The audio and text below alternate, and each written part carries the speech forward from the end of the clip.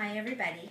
So as I said on Friday, I'm going to do a model book chat for you to give you an idea of what it should look like and what you should think about when you practice in front of the class. So I'm going to try my best to keep looking at the camera, glance down a little bit and look back at the class. I'm going to speak loudly so people can hear me and clear enough. And I'm not going to fidget. My hands will be by my side, not playing with my shirt, not playing with anything on me. So here goes. Let's see how that goes. So I'm going to do my book chat on the book that we've read in class called Kensuke's Kingdom, written by Michael Morpurgo. Imagine being stranded on an island all alone. You think you're all alone until you hear a sound and realize that you're not. That's the hook of this book.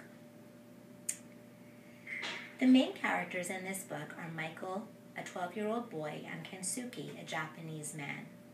The minor characters, I guess, are Michael's parents, and if we could call Stella the dog a character, then Stella the dog. This story is about a 12-year-old boy named Michael, who gets stranded on a deserted island off the Coral Sea in 1988.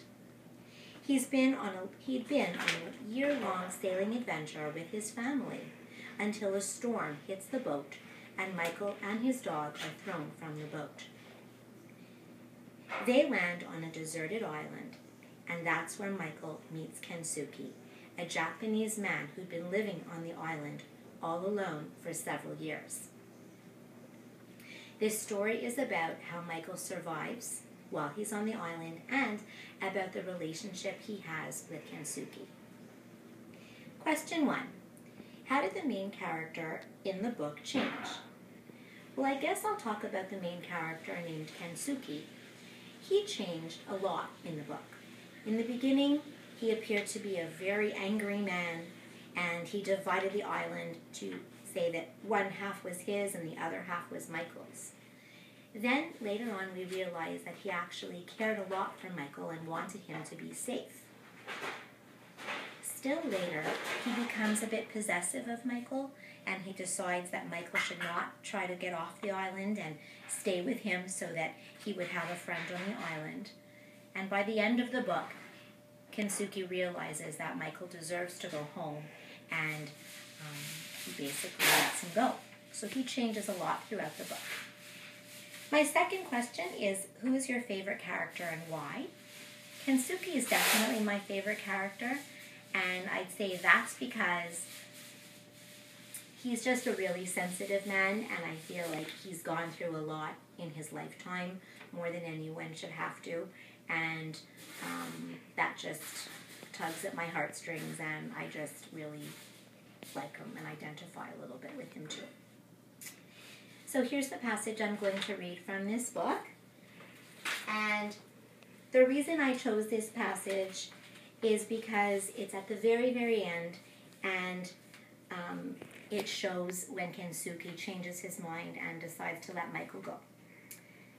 You very young person, Mika-san. You paint good picture, very good picture, like Hokusai. You have long life waiting for you. You cannot live whole life on this island with old men who die one day. So thinking like this, I change my mind.